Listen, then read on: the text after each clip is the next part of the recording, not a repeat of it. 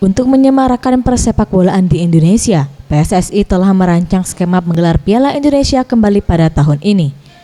Ahmad Haris, Sekretaris Sriwijaya FC, mengatakan Sriwijaya FC dipastikan akan mengikuti Piala Indonesia yang dahulunya bernama Copa Indonesia. Untuk menjaga tradisi sebagai pemilik trofi 3 kali berturut-turut, Sriwijaya FC mengincar trofi Piala Indonesia ini. Selain juara kompetisi Liga 1, hal ini sesuai dengan arahan Presiden klub, melihat komposisi pemain di musim ini cukup mahal, serta datangnya Rahmat Darmawan sebagai pelatih membuat tradisi juara semakin dekat di musim ini. Kita akan mengikuti Piala Copa Indonesia tahun ini, tapi sampai saat ini belum ada undangan, belum ada kepastian dan hal-hal yang lain yang harus kita jalani. Jadi kita menunggu aja, tapi intinya kita akan ikut Copa Indonesia.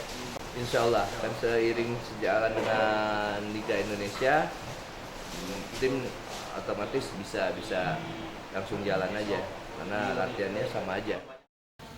Piala Indonesia akan diikuti 128 tim dari 3 kasta kompetisi, yakni Liga 1, Liga 2, dan Liga 3. Di babak pertama menggunakan sistem pertandingan tunggal, dan klub dari Liga 1 akan langsung baik ke babak kedua yang diikuti 64 tim. Tim Liputan Sriwijaya TV.